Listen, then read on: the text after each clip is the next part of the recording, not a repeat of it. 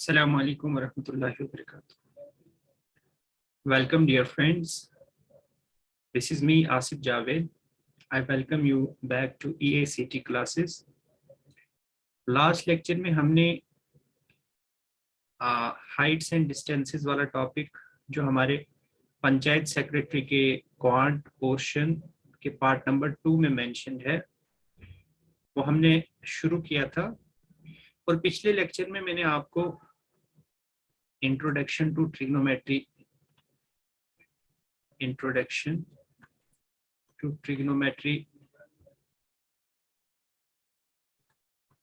इस पे थोड़ी सी बात हुई थी, क्योंकि मैंने आपको कहा था कि हाइट्स एंड डिस्टेंसेस को करने के लिए आपको एक तो ट्रिग्नोमेट्रिक रेशियोज पता होना चाहिए और इसके साथ में आपको ये पता होना चाहिए कि जो डिफरेंट स्टैंडर्ड ट्रिग्नोमेट्रिक रेशियोज होते हैं, आई मीन टू से trigonometric ratios of some standard angles जैसे 0 डिग्री, 30 डिग्री, 45 डिग्री, 60 डिग्री और 90 डिग्री। तो वैल्यूज क्या होती हैं उन वाले एंगल्स पे वो आपको पता होना चाहिए। तो वो टेबल भी मैंने आपको सिखाया था कि किस तरह से हम बनाते हैं। आज हम हाइट्स एंड डिस्टेंसेस के कुछ प्रॉब्लम्स लेंगे, लेकिन इससे पहले कि हम हाइट्स एंड डिस्टेंसेस की कुछ प्रॉब्लम्स लें, आइए मैं आपको ये बताता हूं कि हाइट्स एंड डिस्टेंसेस में कौन कौन सी चीजें आपको और पता होनी चाहिए हाइट्स एंड डिस्टेंसेस के लिए। क्योंकि जो टर्मिनोलॉजी यूज होगी, क्वेश्चन पूछने वाला जो क्वेश्चन आपसे पूछेगा उसमें टर्मिनोलॉजी बार बार यूज होगी, तो आपको ये टर्मिनोलॉजी पता होनी चाहिए। देखिए, जैसे कि टॉपिक से क्लियर है कि यहाँ पे ये या तो आपसे डिस्टेंस पूछेगा या आपसे हाइट पूछेगा। अब वो कैसे पूछेगा, we will look at those instances one by one. लेकिन सबसे पहली चीज जो आपको याद रखनी है, हाइट्स एंड डिस्टेंसेस में कुछ चीजें आपको पता होनी चाहिए। हाइट्स एंड डिस्टेंसेस वाले पोर्शन में जैसे कि आपको ये पता होना चाहिए कि ऑब्जर्वर क्या होता है, लाइन ऑफ साइट क्या होता है, हॉरिजॉन्टल लाइन क्या होता है,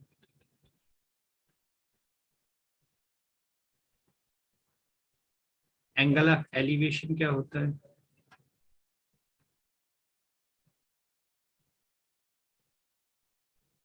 और एंगल ऑफ डिप्रेशन क्या होता है।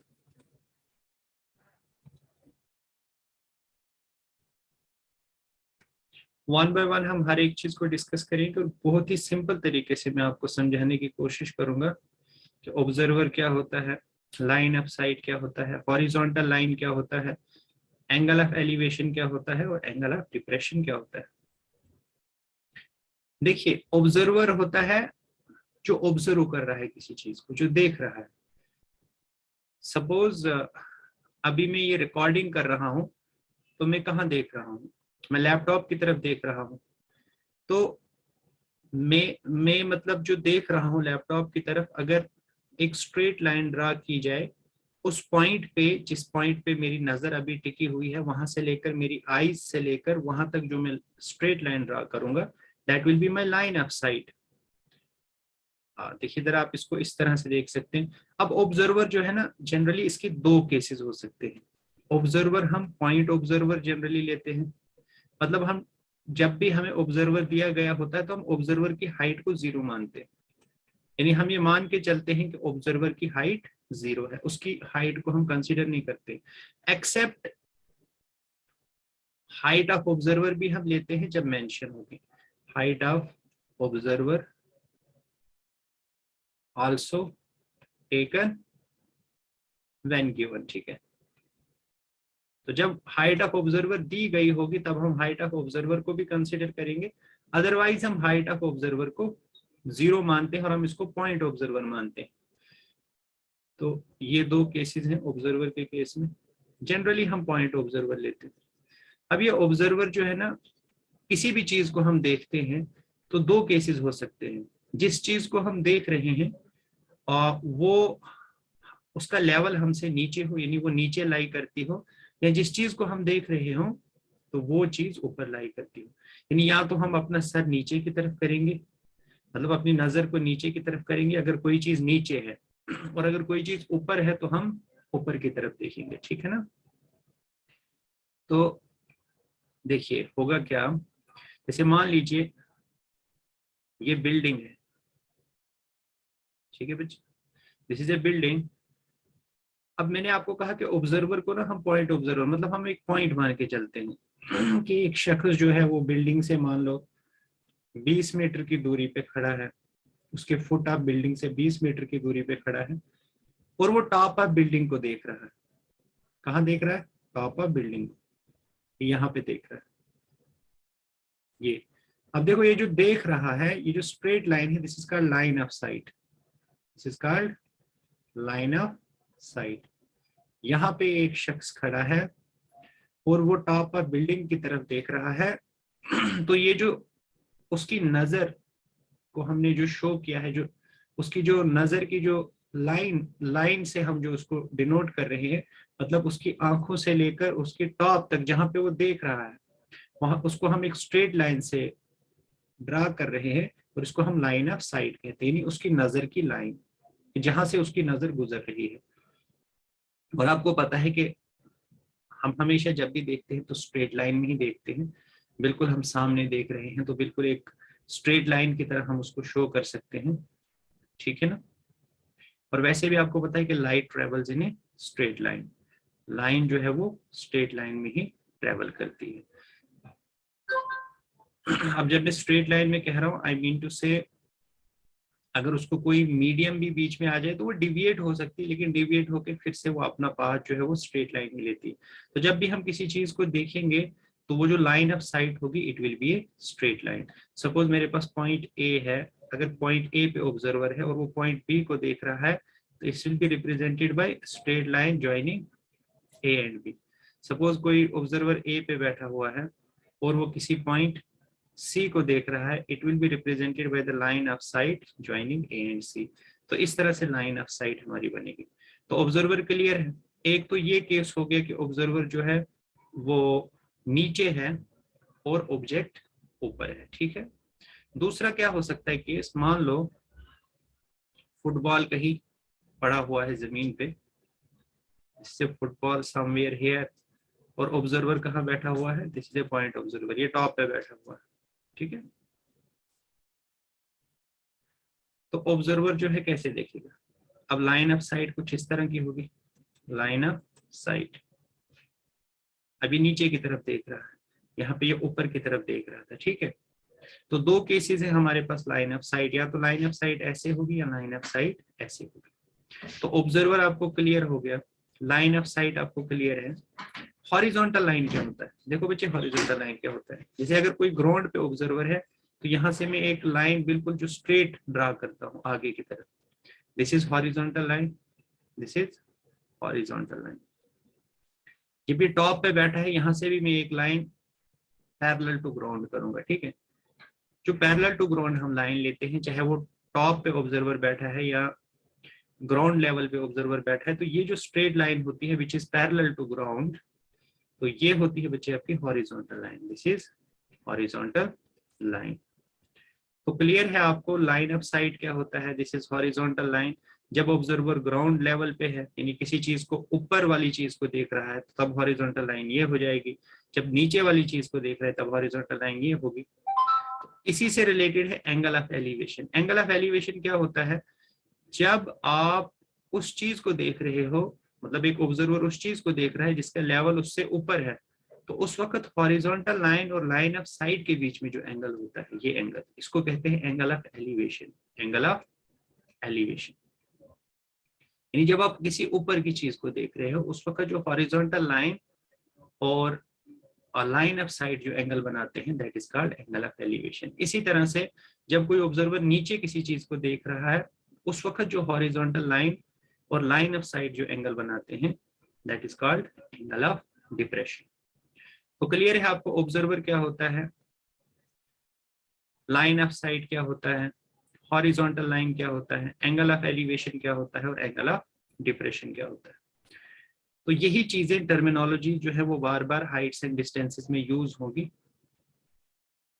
अब मैं जो चीज आपको इम्पोर्टेंट और बताने जा रहा हूँ, लाइंस एंड एंगल्स आपने पढ़ा होगा, इसी तरह से पैरेलल लाइंस और एंगल्स का कॉन्सेप्ट भी आपने पढ़ा होगा। मैं ज्यादा उसकी डिस्कशन नहीं करूंगा यहाँ पे, क्योंकि मुझे पता है आर्ट्स बैकग्राउंड के स्टूडेंट भी ये लेक्चर देख रहे होंगे, तो उनके लिए चीजें थोड़ी प्रॉब्लमेटिक हो जाती हैं अगर मैं ज्यादा डेप्थ में जाऊंगा। मैं ज्यादा डेप्थ में ना जाते हुए आपको सिर्फ इतना बताता हूँ कि देखो बच्चों, अगर हमारे पास पैरेलल लाइंस में बहुत सारी कैरेक्टराइजेशन होती है उसकी, जब कब दो लाइंस पैरेलल होती है हम कहते हैं जब कॉरस्पॉन्डिंग एंगल्स इक्वल हो। If the transversal intersect two lines in such a way that corresponding angles are equal, alternate interior angles are equal, or sum of angles on the same side of the transversal are supplementary, and all these conditions, तो हम कहते हैं then two lines are parallel। तो इसी तरह से अगर दो lines parallel हो जाती हैं, this is line suppose L1 and this is L2, तो अगर L1 L2 के पैरेलल हो जाती है ना, तो कुछ एंगल्स बनते हैं, जैसे ये एंगल 1 और एंगल 2 है, इनको अल्टरनेट इंटीरियर एंगल्स कहते हैं, ये इक्वल हो जाते हैं, angle 1 is equal to angle 2। इसी तरह से अगर मैं ये और ये एंगल ले लो 3 और 2, they are called corresponding angles, ये भी इक्वल हो जाते हैं। इसी तरह से अगर मैं एंगल ले लूं 1 और 4 का sum, they are called angles on the same side of transversal, supplementary हो जाते हैं, ये 180 डिग्री हो जाते हैं।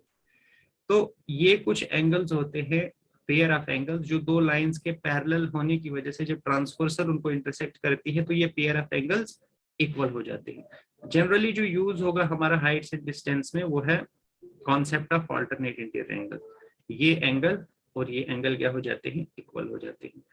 जहां पे एंगल ऑफ डिप्रेशन आएगा वहां पे हमें जब यूज करना होगा इस एंगल को, तो वहां पे हम इस कॉन्सेप्ट का यूज करेंगे और वहां पे मैं आपको इस चीज को फिर से रिवाइज करूंगा। बस इतना ही आपको याद रखना है जितना हमें यूज हो रहा है, और जहां पे मुझे लगेगा कि कुछ और यूज करना है तो उस वक्त मैं अकॉर्डिंगली आपको बता दूंगा। फिलहाल आपको ज्यादा टेंशन लेने की जरूरत नहीं है। तो अब हम एक प्रॉब्लम लेते हैं। चलो मैं एक सिंपल सी प्रॉब्लम आपके साथ डिस्कस करता हूँ, ठीक है। चलिए एक सिंपल सी प्रॉब्लम लेते हैं। किस तरह से क्वेश्चन आपसे पूछा जा सकता है। मान लो आपसे क्वेश्चन कुछ इस तरह से पूछा जाता है। क्वेश्चन किस तरह से पूछा जाएगा। सपोज क्वेश्चन आपसे पूछा जाता है कि an observer is looking at top of the tower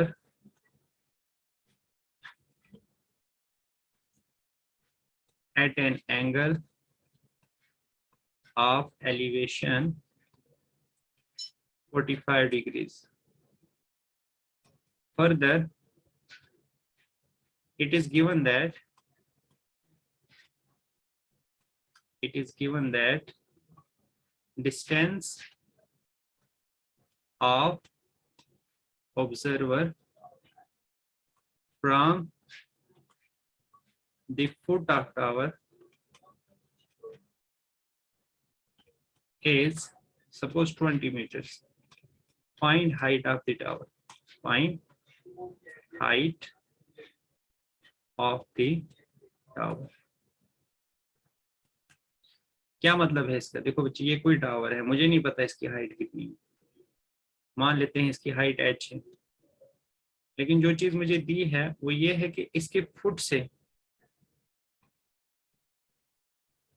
इसके बेस से लेकर जहां पे ऑब्जर्वर है, सपोज यहाँ पे ऑब्जर्वर है, सपोज ये पॉइंट ए लेता हूं मैं, ये BC टावर है, इस टावर के बेस से ऑब्जर्वर किस दूरी पे है, 20 मीटर की दूरी पे है, और ये कह रहा है कि वो जो ऑब्जर्वर है वो टॉप ऑफ टावर की तरफ देख रहा है। अब जब वो टॉप ऑफ टावर की तरफ देखेगा तो इसका मतलब उसके बीच में ये लाइन ऑफ साइट होगी उसकी, this is the line of site of observer. तो इसके बीच में और हॉरिजॉन्टल के बीच में एंगल ऑफ एलिवेशन कितना है, 45 डिग्री। आपको बताना क्या है, हाइट ऑफ टावर बतानी है। देखो, जब भी हाइट एंड डिस्टेंस का क्वेश्चन आपसे पूछा जाता है ना, आपको देखना है कि जो साइड आपको दी गई है, एक तो आपने वो इन्वॉल्व करनी है और दूसरा जो आपको कही हुई है उन्होंने कि ये आपको फाइंड करनी है। तो इसमें देखो जरा कौन सी साइड आपको दी गई है, ए बी, एक तो ये इन्वॉल्व हो जाएगी, और दूसरी कौन सी साइड आपको फाइंड कौन सी करनी है, बी सी, मतलब ये हाइट आपको फाइंड करनी है। तो ऐसा कौन सा ट्रिग्नोमेट्रिक रेशियो है जो बीसी और ए बी को इन्वॉल्व करता है, बीसी और ए बी को। बीसी क्या है आपका परपेंडिकुलर, और ए बी क्या है आपका बेस। तो याद करो जरा, परपेंडिकुलर अपॉन बेस, इसमें परपेंडिकुलर भी आता है बेस में। पंडित, बद्री, प्रसाद, हर, हर, बोल, और क्या बोला था मैंने, साइन, कॉस, टेन। क्या इसमें परपेंडिकुलर पे बेस है, नहीं ये इसमें नहीं है। क्या इसमें परपेंडिकुलर बेस है, इसमें भी नहीं है। तो ये है बच्चे टेन वाला एंगल। दैट मीन्स इस सिचुएशन को अगर हम देखें तो ये सिचुएशन क्या बन गई, दैट मीन्स टेन ऑफ क्या बनेगा यहाँ पे, क्योंकि बेस में इसको मान रहा हूं, इसका मतलब टेन ऑफ एंगल कितना है 45 degree is equal to perpendicular कितना है h, और बेस कितना है 20, और टेन 45 डिग्री कितना होता है 1 is equal to h upon 20। अब जिसके साथ डिनोमिनेटर में कुछ नहीं उसके साथ 1 होता है। अब 20 इंटू 1 कितना हो जाएगा 20, एंड 1 इंटू h कितना हो जाएगा h। सो h कितना हो गया 20 मीटर्स। इसका मतलब जो हाइट ऑफ टावर होगी दैट विल बी 20 मीटर्स। तो इस तरह से हाइट्स एंड डिस्टेंस की जो प्रॉब्लम है वो आपको पूछी जाएगी, और उसमें आपको डिफरेंट ऑप्शंस दिए गए होंगे। अब जैसे इस केस में कहीं 20, 30, 10 या 15 जो भी दिया गया होगा, तो आपका जो सही आंसर होगा दैट विल बी 20 मीटर्स। तो इस तरह से हम हाइट एंड डिस्टेंस की प्रॉब्लम को, सबसे पहले हमने उसको एक राइट ट्रायंगल प्रॉब्लम में कन्वर्ट करना है, और उसके बाद नेक्स्ट स्टेप हमारा ये होगा कि उसको हमें ये देखना है कि कौन सी साइड हमें दी है और कौन सी हमें निकालनी है। मतलब बहुत सारे टाइम आपको हो सकता है कि हाइट ऑफ टावर, अब इस प्रॉब्लम को आप ट्विस्ट कैसे कर सकते हैं, देखो एक प्रॉब्लम की अनेक प्रॉब्लम्स बन सकती है। इसी प्रॉब्लम में थोड़ा सा ट्विस्ट दे दूं मैं, और मैं आपको ए बी भी बता दूं और हाइट भी बता दूं, यानी हाइट ऑफ टावर भी आपको पता है और आपको ए बी भी पता है। आपसे ये पूछा जाए कि बोलो आपको एक सीढ़ी लगानी है कहां से कहां तक, जहां पे ऑब्जर्वर देख रहा है वहां से लेकर टॉप तक, तो दैट मीन्स वो आपसे कौन सा डिस्टेंस पूछ रहा है, एसी डिस्टेंस पूछ रहा है। हालांकि इसको निकालने का तरीका एक और भी है, दैट इज पाइथागोरस थ्योरम, लेकिन इसको आप हाइट्स एंड डिस्टेंस के उस तरीके से भी फाइंड कर सकते हो। उसके लिए ना आपको बस सिर्फ ये पता होना चाहिए। देखो पाइथागोरस थ्योरम के लिए तो आपको ए बी भी पता होना चाहिए, लेकिन अगर आपको ए बी नहीं भी दिया है, सिर्फ आपको एंगल ऑफ एलिवेशन दिया है 45 डिग्री और आपको हाइट दी गई है टावर की, तो आप बीसी और एसी को इन्वॉल्व करोगे, मतलब परपेंडिकुलर और हाइपोटेन्यूज। तो रेशो कौन सा यूज होगा, साइन का रेशो यूज होगा। तो साइन ऑफ 45 डिग्री कितना हो जाएगा h अपॉन ए सी। तो वहां से क्योंकि h आपको पता है, साइन 45 डिग्री भी आपको पता है 1/√2, तो आप इजीली जो है AC फाइंड कर सकते हो, और आप इजीली फाइंड कर सकते हो कि वो जो सीढ़ी है उसकी कितनी लेंथ होनी चाहिए। तो इस तरह से ट्विस्ट किया जा सकता है इस क्वेश्चन को।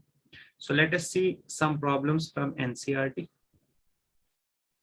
क्योंकि बच्चे देखो, आप ही चाहे नीट का एग्जाम हो, चाहे आप यूपीएससी का एग्जाम दे रहे हो, किसी भी एग्जाम के लिए चाहे आप जो भी बुक्स आपको रिकमेंड की जाती हैं, बट जो सबसे टॉप क्लास बुक होती है, सबसे ऑथेंटिक बुक होती है, वो होती है आपकी NCERTs. So I will be sticking to NCERTs most of the times, क्योंकि वहाँ पे चीज़ें बहुत ही बेहतरीन तरीके से दी गई होती हैं, एक सिस्टमेटिक मैनर में दी गई होती है। हौच पौच जो है वहाँ पे सिस्टमेटिक, वो जो हौच पौच करके चीज़ों को नहीं पेश किया जाता है। तो मैं आपको एनसीईआरटी पे ले जाता हूँ डायरेक्टली। जैसे कुछ बच्चे मुझे पूछ रहे थे कि सर हम मैथ्स के लिए कौन सी बुक फॉलो करें, तो बच्चे आप ना एक तो 9th स्टैंडर्ड मैथमेटिक्स और 10th स्टैंडर्ड जो एनसीईआरटी की बुक है मैथमेटिक्स की, तो मैं ये आपको टेलीग्राम ग्रुप में भी इसकी जो पीडीएफ है वो सेंड कर दूंगा, या वैसे भी इसकी पीडीएफ इजली अवेलेबल हो जाती है।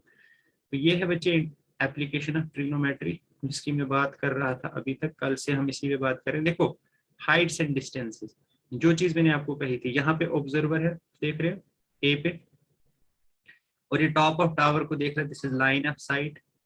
तो ये जो एंगल हॉरिजॉन्टल के साथ बनाएगा, this is angle of elevation.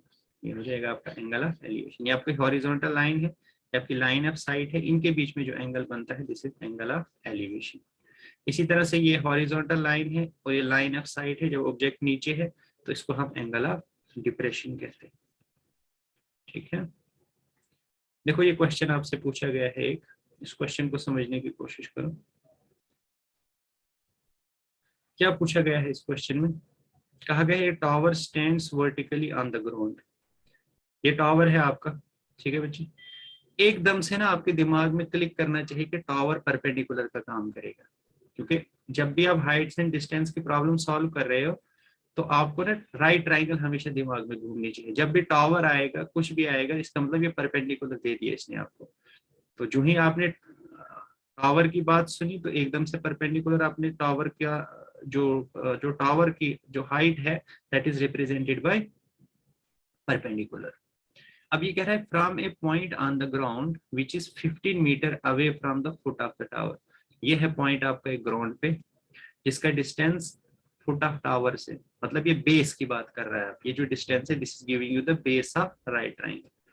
कितना है? 15 मीटर। अब बोल रहा है the angle of elevation of the top of the tower, मतलब यहाँ पे जो ऑब्जर्वर है उसके बीच में और हॉरिजॉन्टल लाइन के बीच में, यानी ग्राउंड लेवल, यहाँ पे तो ग्राउंड लेवल हम कहेंगे, उसके बीच में जो आपका एंगल है वो कितना है? 60 डिग्री। आपसे पूछा गया है find the height of tower. देखो बच्चे, ये साइड दी गई है और ये साइड दी गई है, एंगल भी आपको दे दिया गया 60 डिग्री। अब आप मुझे बताइए वो कौन सा रेशो है जो इसको और इसको कनेक्ट करेगा, मतलब परपेंडिकुलर और बेस को, इन्हीं दो को इन्वॉल्व करना है। एक आपको दी गई होगी, एक आपको निकालनी है, फिर आपने देखना है कौन सा इसको कनेक्ट करता है। अब इसको कनेक्ट तो कॉट भी करता है, लेकिन जनरली हम साइन बेस और कॉस जो बेसिक ट्रिग्नोमेट्रिक रेशियोज है, क्योंकि वो जनरली हम उनका ही यूज करते हैं। ठीक है, तो परपेंडिकुलर अपन बेस किसके इक्वल हो जाएगा? This is tan 60 degrees.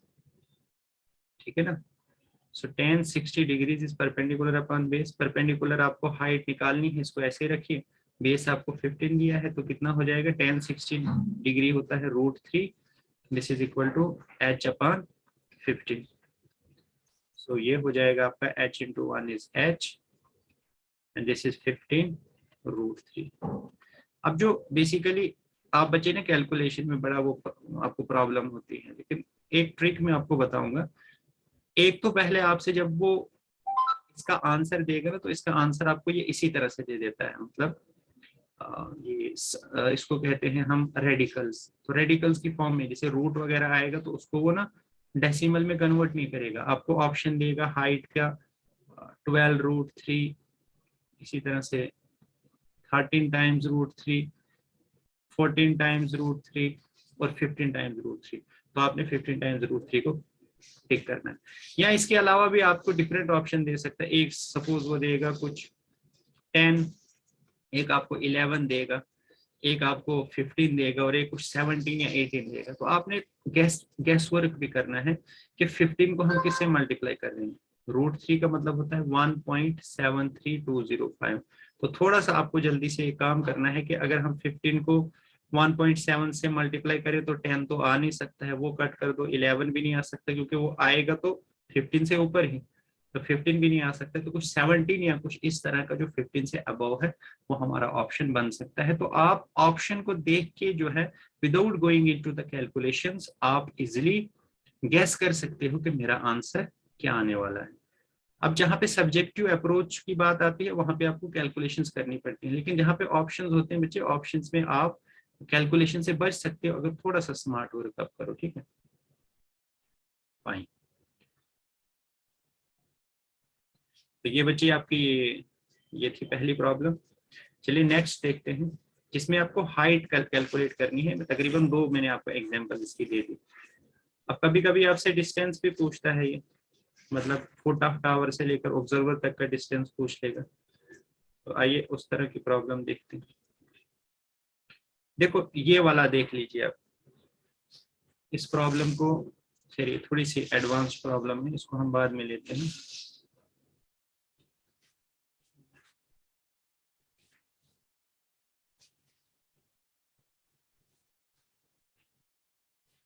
चलिए ये देखिए आप, शेडो वाली प्रॉब्लम भी पूछी जाती है इसमें। कहा the shadow of a tower standing on a level ground is found to be 40 metre longer when the sun's altitude is 30 degree then when it is 60 degree। क्या कह रहा है आपको? ये कहा गया है कि जो शेडो ऑफ टावर है, देखो टावर को हम किससे रिप्रेजेंट करेंगे? ए बी से। अब जो शेडो होता है, जैसे अगर हम खड़े हैं कहीं पे तो हमारा शेडो कैसा होता है? हमारे सामने ऐसे हमें जमीन पे दिखता है ना। आपने नोटिस किया होगा कि जब भी आप धूप में चल रहे हैं, जो आपका जो शेडो होता है वो इस तरह से होता है ना, आप बिल्कुल ग्राउंडेड होता है आपका शेडो। आप आगे आगे चल रहे होते हो, आपका शेडो आपको फॉलो कर रहा होता है, ठीक है। वो जमीन पे आपको ऐसे दिखता है, मतलब अगर आप ऐसे खड़े हो ए बी, अगर आप ऐसे हो तो आपका शेडो जो है वो इस तरह से बी सी होगा, ठीक है। तो यहाँ पे हमारे पास ये जो टावर है ना, ये कह रहा है अगर 30 डिग्री एंगल ऑफ एलिवेशन है तो इसका शेडो ज्यादा होगा। इसका शेडो क्या होगा? ज्यादा होगा then when it is 60 degree. अगर 60 डिग्री है तो इसका शेडो कितना है? बीसी। देखो इसका शेडो कितना है? बीसी। लेकिन जब 30 डिग्री हो जाएगा तो तब शेडो थोड़ा लंबा हो जाएगा। शेडो क्या हो जाएगा? लंबा। अब देखिए जब सन बिल्कुल टॉप पे होता है तब हमारा शेडो छोटा होता है, लेकिन जो जो सन दूर होता जाता है तो क्योंकि वो लाइन ऑफ साइट जो है, आप कह सकते हो कि वो एंगल ऑफ एलिवेशन छोटा होता रहता है, तो इस वजह से शेडो भी जो है वो ऑब्जेक्ट का क्या हो जाता है? जो जो शाम होती है उतना शेडो जो है हमारा लंबा होता जाता है। इस चीज को आपने नोटिस किया होगा, ठीक है। क्योंकि सूरज जो है वो एंगल ऑफ एलिवेशन जो हमारे साथ बनाता है वो उतना शार्प नहीं बनाता है, मतलब एंगल ऑफ एलिवेशन छोटा होता रहता है, तो उस तरह से शेडो भी लंबा होता जाता है। तो ये कह क्या रहा है क्वेश्चन में? बोल रहा है 30 डिग्री पे जब कोई ऑब्जर्वर होगा तब शेडो 40 मीटर ज्यादा होगा। कितना होगा? लेकिन पहले शेडो कितना था? सिर्फ 20। ये 60 डिग्री की बात कर रहा है, लेकिन अगर 30 डिग्री होगा बोल रहा है फिर बीसी से एक्स्ट्रा कितना होगा ज्यादा? 40 मीटर ज्यादा होगा। मतलब BC plus 40 metre, BC plus C D which is 40 metre. एक तो ये चीज कही इसने। दूसरी चीज ये क्या कह रहा है, अभी आपसे पूछ रहे हैं find the height of tower. आपको क्या फाइंड करना है? देखो बच्चे, आपको ये फाइंड करना है, आपको ये फाइंड करना है। अब इसको फाइंड करने के लिए आप कहोगे कि सर काश हमें ये पता होता। क्या पता होता? बीसी पता होता। अगर आपको बीसी पता होता तो 40 प्लस बीसी आपको क्या दे देता? डीबी दे देता आपको। तो आपको जब डीबी मिल जाता तो आपको डीबी मिल जाता तो हाइट आपको निकालनी थी, तो हाइट परपेंडिकुलर अपॉन डीबी जो है वो किसके इक्वल हो जाता? वो हो जाता आपका टेन, पूरी इस बड़ी वाले ट्रायंगल को लेना था, ये हो जाता आपका टेन 30 डिग्री। तो यहाँ से इजिली क्योंकि डीबी आपको पता होता तो हाइट निकल जाती, ठीक है। लेकिन इसके लिए ना ये थोड़ा सा हमें पता करना पड़ेगा कि ये x कितना होगा। देखो बच्चे, इसको हम h मानते हैं, ये हमें निकालना है। इसको x मानते हैं क्योंकि ये हमें पता नहीं है, ठीक है। और ये 40 है। अब अगर आप इसको देखो, पहले हम ये वाली ट्राइंगल लेते हैं। कौन सी? बड़ी वाली ट्राइंगल लेते हैं, ए डी बी। जब आपका एंगल कितना है? 30 डिग्री, तो ये आपका पॉइंट सी है। ये हमें पता नहीं है, ये वाला जो BC है ये हमें नहीं पता, ये BC कितना है, इसको हम x मानते हैं। जिस चीज का हमें पता नहीं उसको मैथमेटिक्स में हम वेरिएबल x देते हैं। और रहा DC की बात, DC की बात, ये हमें गिवन दिया है 40। अब देखो ये हाइट हमें निकालनी है AB, इसका मतलब ये AB upon DB, AB upon DB किसके इक्वल हो जाएगा? tan 30 degree. सिंपल सी बात है, perpendicular upon base is equal to tan 30 degree. यहाँ से ए बी किसके इक्वल, मतलब ए बी को हम अगर h मानेंगे so h upon D B किसके इक्वल है? 40 plus x, this is equal to tan 30 degree which is equal to 1/√3। अगर आपको टेबल याद हो या टेबल नहीं भी याद है तो आप ड्रा करके देख सकते हैं कि tan 30 डिग्री इज 1/√3। अब h इंटू √3 कितना हो जाएगा? h√3, और 40 प्लस एक्स इंटू 1 कितना हो जाएगा? 40 प्लस एक्स। तो हाइट कितना हो गया, this is 40 plus x upon √3। ये तो हो गया जब हमने ट्राइंगल कौन सी ले ली, जब हमने ट्राइंगल ले ली बड़ी वाली ट्राइंगल। अब छोटी वाली ट्राइंगल को लीजिए, कौन सी ट्राइंगल,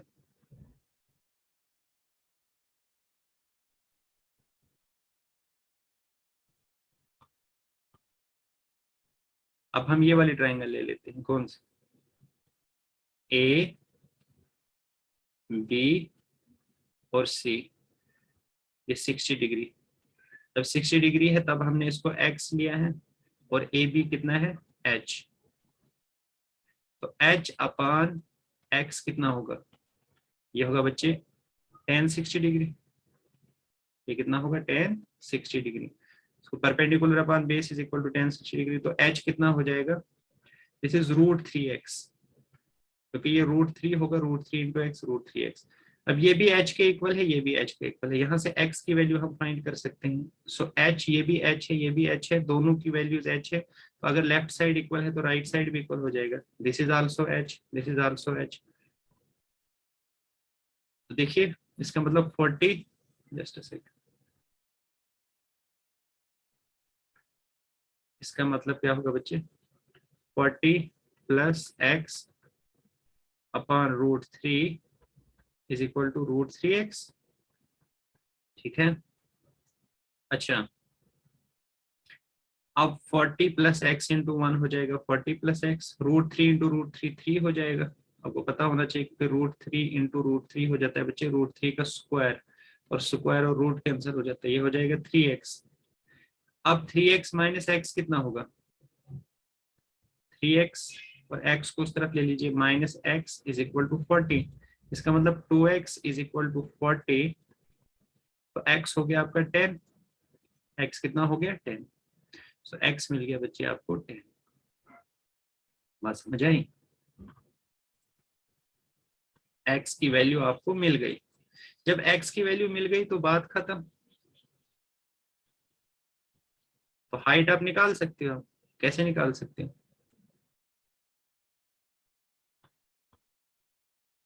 हाइट यहां से निकल जाएगी। अब हाइट किसके इक्वल, √3x, और x कितना निकला 10, सो हाइट हो जाएगी आपकी 10 टाइम्स √3। यहाँ प्रिडिक्ट कर सकते हैं कि 10 इंटू 1.73205, मतलब 10 इंटू 1.73205, ये आपको वैल्यूज पता होनी चाहिए कम से कम। √2 की वैल्यू जो है वो 1.41 कुछ अप्रोक्सीमेटली होती है, √3 की वैल्यू जो है वो 1.73205। ये आपको याद होनी चाहिए कुछ √2 √3 की, बात क्योंकि नहीं याद करनी, लेकिन इनकी याद होनी चाहिए क्योंकि ये बार बार यूज होती है। सो 10 टाइम्स √3 हो जाएगा बच्चे 10 इंटू 1, ये हो जाएगा 17.3205 मीटर्स। तो इतना जो है ये क्या हो जाएगा आपका हाइट ऑफ टावर हो जाएगी। इज दिस ओके,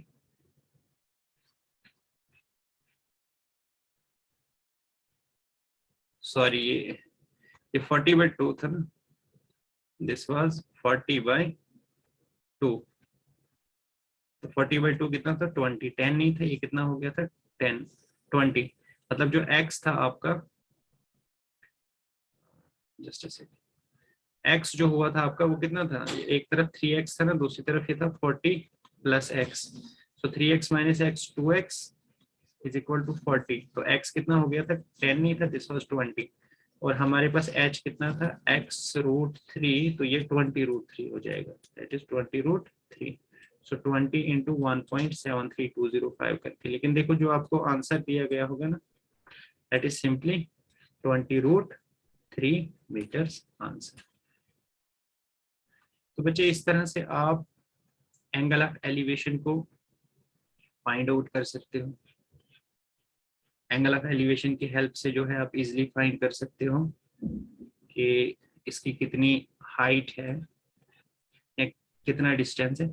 ये वाली प्रॉब्लम ना बड़ी मशहूर प्रॉब्लम है, ये क्वेश्चन फेवरेट होता था एग्जामिनर का भी, जब भी वो एग्जाम में पूछता था इस क्वेश्चन को, और हो सकता है आपसे भी ये क्वेश्चन पूछा जाए। देखो इस क्वेश्चन में कहा क्या गया है आपको, बिल्कुल सिंपल, इसको ना मॉडलिंग करके हम इस क्वेश्चन को करते हैं। From a point on A bridge across a river, ये देखिए ये ब्रिज है अक्रॉस ए रिवर, यहाँ पे एक पॉइंट लिया गया है, suppose this is point P. The angles of depression on the of the banks on the opposite side of the rivers are 30 degree and 45 degree. ये देखो यहाँ पे कोई ऑब्जर्वर है, इस पॉइंट पे कोई ऑब्जर्वर है, और एंगल ऑफ डिप्रेशन का मतलब होता है हॉरिजॉन्टल के साथ, और वो नीचे जब देख रहा है तो एक तो वो 30 डिग्री बना रहा है एंगल, और दूसरा कितना बना रहा है 45 डिग्री। ये ऑब्जर्वर यहाँ से देख रहा है ब्रिज के किसी पॉइंट से, और कितना है एंगल ऑफ डिप्रेशन कितना बना रहा है अपोजिट साइड पे, एक साइड 30 डिग्री बना रहा है। सपोज एक तरफ उसके देख रहा है, ब्रिज के एक तरफ देख रहा है, एक पॉइंट की तरफ देख रहा है, तो 30 डिग्री बन रहा है एंगल, और दूसरे अपोजिट साइड ऑफ ब्रिज की तरफ देख रहा है तो 45 डिग्री बन रहा है। ठीक है, this is the first thing. दूसरी चीज इसमें क्या बताई गई है, if the bridge is at height of 3 meter on the banks, if the bridge is at a height of 3 meter from the banks, ये जो बैंक है, जो किनारा है इसका, यहाँ से इसकी कितनी हाइट है ब्रिज की, दिस इज 3 मीटर, मतलब ये भी हमें दिया गया है। अब हमें पूछा क्या गया, find the width of the river, हमें रिवर की विड्थ को फाइंड करना है। दैट मीन्स हमें किसको फाइंड करना है, ए बी को फाइंड करना है। ऑब्वियसली जितना ब्रिज का विड्थ होगा उतना ही रिवर की विड्थ होगी जिसके ऊपर हमने ब्रिज को बनाया हुआ है। दैट मीन्स हमसे ये क्या पूछ रहा है, हमें क्या फाइंड करना है, ए बी फाइंड करना है। तो सिचुएशन समझ आई आपको, मैं यहाँ पे बनाता हूँ, ये आपका ब्रिज है, दिस इज योर ब्रिज। ठीक है बच्चे, ये आपका ब्रिज आ गया, ये यहाँ से दरिया है, बीच में से दरिया जा रहा है। ठीक है, ये बीच में से दरिया जा रहा है, इसके ऊपर एक ब्रिज बना हुआ है। ये मान लीजिए एक बैंक का ये एक किनारा है दरिया का, ये दूसरी तरफ का किनारा है। हो रहा है किसी भी पॉइंट पे, किसी भी पॉइंट पे ले लो, जरूरी नहीं है कोई, किसी भी पॉइंट पे, हमने ये पॉइंट पी ले लिया, कोई भी पॉइंट ब्रिज पे, एक तरफ इसका एंगल ऑफ डिप्रेशन कितना है, मतलब हॉरिजॉन्टल के साथ कितना एंगल बना रहा है 30 डिग्री, और दूसरे बैंक के साथ ये एंगल ऑफ डिप्रेशन कितना बना रहा है 45 डिग्री। तो वही चीज जो मैंने आपको सिखाई थी अगर आपको याद हो, और साथ में आपको ये भी बताया गया है कि हाइट कितनी है इसकी, हाइट कितनी है, height is 3 metre, height is 3 metre, मतलब रिवर से लेकर और उस पॉइंट तक की जो हाइट है वो कितनी है, this is 3 metre. Having given all this information, हमारे पास सिचुएशन ये है। अब गौर से देखो, ये हॉरिजॉन्टल लाइन और ये लाइन पैरेलल है और ये ट्रांसवर्सल है, तो अल्टरनेट एंगल इक्वल होंगे, ये भी 30 डिग्री हो जाएगा, और ये पैरेलल है, ये ट्रांसवर्सल है, तो ये 45 डिग्री है, तो ये भी 45 डिग्री हो जाएगी। मतलब ये एंगल आपका 30 डिग्रीज हो गया और ये एंगल आपका 45 डिग्रीज हो गया। अब आपको ना क्या करना है, अब आपको एक तो एडी निकालना है, दूसरा डीबी निकालना है, तो बात खत्म। एडी कैसे निकालो, ये सॉरी डीबी कैसे निकालोगे, पहले ये वाली राइट ट्राइंगल कंसीडर करो, ये वाली राइट ट्राइंगल, ये आगे एंगल कौन सी राइट ट्राइंगल, दिस वन, मैं दोबारा से ये वाली राइट ट्राइंगल ले लो। ये एंगल कितना हो गया बच्चे 45 डिग्रीज, क्यों, क्योंकि ये एंगल ऑफ डिप्रेशन 45 डिग्री था, तो वो इस एंगल के इक्वल हो जाएगा। This is P D B, ये कितना दिया है 3 मीटर्स। अब आपने ना डीबी निकालना है, पहले डीबी के लिए क्या करोगे, एक तो परपेंडिकुलर दूसरा बेस, इसका मतलब tan 45 डिग्री, tan वाला एंगल लगाओगे, tan वाला रेशियो लगाओगे, this is equal to perpendicular P D upon D B, ये हो जाएगा tan 45 degree 1 is equal to P D कितना है, दिस इज 3, और डी बी कितना है ये आपको फाइंड करना है। सो डी बी जिसके साथ कुछ नहीं उसके साथ 1, सो डी बी हो गया आपका 3 मीटर। चलिए इतना सा निकल गया, डी बी आपका हो गया 3 मीटर। अब हमें निकालना है एडी, तो एडी के लिए कौन सी ट्राइंगल लेंगे, ये वाली पी डी ए, फिर से ये आपका 3 मीटर है, ये एंगल कितना है 30 डिग्रीज है, तो फिर से आपका एक परपेंडिकुलर एक बेस है, इसका मतलब tan 30 degree, tan 30 degree is equal to perpendicular आपका 3 है, बेस आपको निकालना है, AD लिखिए, जिसके साथ कुछ नहीं उसके साथ 1। अब tan 30 डिग्री कितना होता है? 1/√3, 1/√3/1 is 1/√3, this is 3 upon AD। तो कितना हो गया AD? AD into 1 is AD, 3 into √3 is 3√3 metre. मिल गया AD भी, AD मिल गया 3√3 मीटर, और DB कितना मिला था? DB मिला था हमें 3 मीटर्स, DB मिला हमें 3 मीटर, और AD मिला हमें 3√3 मीटर। तो दोनों का सम कीजिए, वो हमें AB दे देगा। सो AB किसके इक्वल होगा? This is AD plus DB, ठीक है। सो ये किसके इक्वल होगा? दिस इज 3 प्लस 3√3 मीटर्स, और दिस इज 3 को कॉमन ले लीजिए, 1 प्लस √3 मीटर। तो ये हो जाएगी आपकी विड्थ ऑफ ब्रिज। ये रहा बच्चे 3 इंटू √3 प्लस 1 मीटर। अब आप बच्चों को क्या करना है, देखो मैं जितना आपको बता सकता था वो मैंने आपको बता दिया, और भी हम कुछ क्वेश्चंस लेंगे।